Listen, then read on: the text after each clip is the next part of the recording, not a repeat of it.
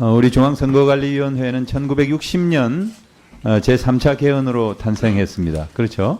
네네. 네. 3.15 부정선거와 4.19 혁명이 바로 그 역사적인 배경입니다.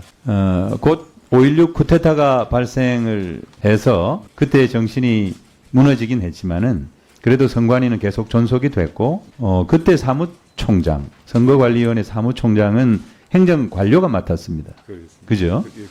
군사 독재 정권이었으니까요. 87년 6월 항쟁으로 9차 개헌이 이루어졌고, 대통령 직선제 이후에 선거관리위원회 사무총장은 선거관리위원회 내부 인사가 맡게 됐습니다. 이로써 헌법기관으로서의 독립성이 온전하게 확보됐다, 이렇게 판단이 됩니다. 그렇게 생각하시죠? 네. 그러나 최근 특혜 채용 등의 일련의 사건 이후에 선거관리위원회 사무총장을 외부 인사가 맡게 됐고, 이것은 37년 만의 일입니다. 이것은 매우 슬픈 일이고 비극적인 일입니다. 그죠? 저는 정치적인 과한 공격이 있었다라고 생각이 되는데, 그럼에도 불구하고 국민들의 우려가 크시기 때문에 그래도 적절한 조치였다, 이런 생각은 있습니다. 네. 근데 선거관리위원회 사무총장을 임명하는 과정이 잘 알려져 있지 않습니다. 법상으로는 선거관리위원회에서 의결을 해서 위원장이 임명을 하는 그런 걸로 돼 있죠. 저희가 자료 신청을 했습니다. 어떤 분들이 이 후보자로 지원을 했는지, 어떤 절차를 거쳐서 임명이 됐는지 자료를 요청했는데 공개하지 않아서 자료가 없다, 이런 답을 받았어요. 그런데 분명히 중앙선관위의 발표에 따르면은 사전에 후보자가 있었던 것 같고, 후보자를 한 명으로 압축을 하는 과정, 그러니까 일종의 서류 심사 과정이 있었던 것 같습니다. 그리고 한 명을 압축을 해놓고 그 한 명에 대한 도덕성, 공정성, 중립성, 이런 것들을 심의를 해서 발표한 것으로 그렇게 저는 그 서류를 받았어요. 그거 이외에는 거의 알려진 게 없는데, 제가 위원장님께 묻고 싶은 것은 지금 우리 김용빈 사무총장님께서 임명이 되는 날 여러 언론 보도를 통해서 윤석열 대통령의 대학 동기이고 사법연수원 동기이기 때문에 개인적으로 윤석열 대통령과 사적 왕래가 40년간 없었다고 말씀을 하셨지만, 과연 중앙선거관리위원회 독립성, 중립성을 지킬 수 있는 것인가? 에 대한 매우 비판적인 여론이 형성되었던 게 사실입니다. 그래서 위원장님께 지금 제가 여쭤보고 싶은 것은 이런 그 채용 절차가 과연 공정하게 진행이 됐는지, 그리고 그 사무의 어떤 보조라 그럴까요? 그런 것은 예를 들어 접수를 하고 또 뭔가 이게 서류를 보시고 평가를 하고 그렇게 하는데 제반 사무 보조를 누가 하지 않았겠습니까? 우리 위원님들 9분 중에 누가 하시진 않았을 것 같고, 우리 사무처에서는 자료를 공개를 못한다, 없기 때문에 그렇게 얘기를 해서 요 관련해서 한번 답변을 좀 부탁드립니다. 예, 잘 알겠습니다. 그 사무총장 그 임용 과정에 관해서 이게 이제 일단은 먼저 말씀드릴 수 있는 거는 위원회의 이제 절차를 거치면서 사실은 다 비공개 회의로 이루어지면서 또 필요한 사항 절차라든지 뭐 이런 게 사실은 전부 다수결에 따라서 이렇게 과정을 거쳤습니다. 처음부터 말씀을 드리자면 우리가 그 사태가 이제 고위직 관리의 그 부정특혜 의혹이 났을 때, 자, 그럼 어차피 사무총장은 이제는 내부로서는 좀 국민들의 신뢰가 받기 어렵겠다라는 생각은 했지만은 또 그것도 위원님들의 의견들에 또 총의를 모아야 되기 때문에 그런 과정을 거치면서, 다만 이제 저희가 후임 총장으로서 가장 중요한 요건이 자질이 무엇인가. 제일 첫째는 정치적 중립성을 담보할 수 있는 것. 두 번째는 내부 혁신을 책임지고 이끌어 나갈 수 있을 것.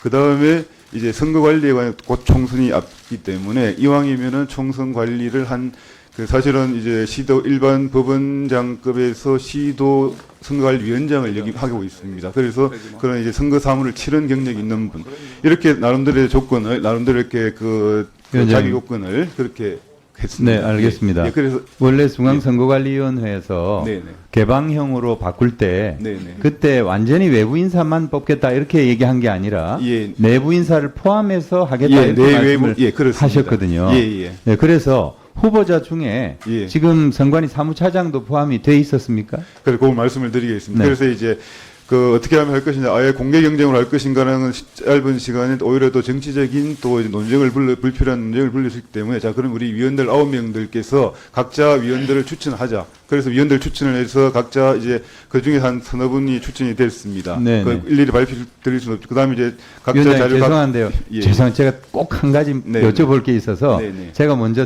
이 그러시- 질문을 드리고 예, 예, 묶어서 한번 같이 답변을 좀 하겠습니다. 부탁드리겠습니다. 이 국정원의 예. 정보 보안 예. 컨설팅을 이번에 받으셨는데 예. 그 결과는 9월 22일 날 나왔습니다. 그날 마쳤기 때문에. 그런데 왜 하필 강서구청장 보궐선거 투표일을 하루 앞두고 발표를 하게 됐는지, 그리고 이것은 선관위와 키사와 그리고 국정원이 합동으로 한 거 아니겠습니까? 그렇다면 적어도 중앙선거관리위원장님께는 언제 발표하느냐에 대해서 협의가 있었을 것 같은데, 우리 중앙선거관리위원장님께서는 선거에 영향을 미칠 수도 있는 행위인데 선거 이후에 하는 게 좋지 않겠나, 이런 의견을 냈을 것으로 저는 짐작하는데. 예. 아까 저 사무총장 채용 과정도 같이 말씀을 드리고 간단 말씀드리겠습니다. 그래서 이제 그런 요건으로 각자 우리 위원들끼리 비공개적으로 모여서 이렇게 이제 한 너댓 분 중에서 서류 심사로 나름대로 해서 한 두 분으로 합치게 됐습니다. 그 중에 이제 한 분이 현직 사법연수 원장님이기 때문에 이걸 같이 공개 경쟁으로 하기에는 본인도 부담스러우실 것이고, 어떻게 보면은 그런 과정을 통해서 이제 또 다른 추천을 받으신 분들하고 이제 제가 위원장으로서 비공식적인 간담회, 차담회 같은 걸 형식을 거치고 이런 과정을 거쳤습니다. 그래서 그런 과정도 다수결에 따라 절차적으로 진행을 했고, 그 다음에 아마 이제 이 다른 한 분께서는 저희가 위원회가 갖고 있는 정책적인 방향하고는 좀 다른 의견을 갖고 있어서 제가 그걸 위원님들께 솔직하게 말씀을 드렸고, 제가 그 결과를, 그리고 그 과정 중에서 자, 그러면은 한 분을 일단은 압축을 하고, 그 다음에 이제 그래도 그럼에도 불구하고 그 위원 사무총장으로서 자질을 충분히 갖췄는지 우리 위원들 전부 상대로 한 2시간 가량에 걸쳐서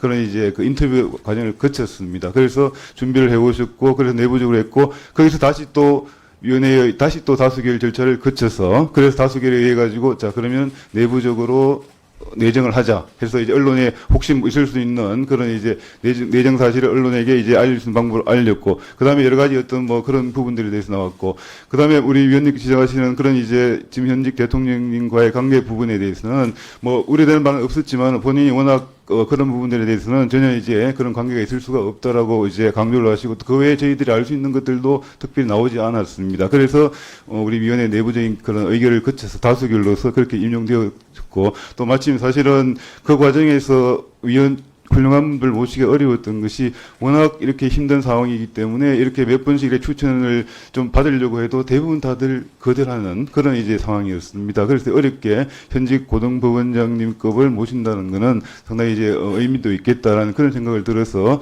모시게 되었고, 그런 의논 과정을 거쳐서 다수결로서 그렇게 이제 결정이 되었음을 말씀을 드립니다. 그리고 이제 자료 제출에 대해서는 사실은 저희들이 따로 자료를 만들지는 않고 위원들끼리 각자 갖고 있으면서 특별히 자료를 남겨놓은 건 없고, 다만 다수결로서 분명히 이제 절차를 거치고 그런 과정을 거쳤습니다. 그래서 이제 예. 혹시 그 자료에 대해서 예. 그 자료는 그 당시에 전부 이제 각자 이렇게 갖고 있다 전부 다 폐기 처분했습니다. 예.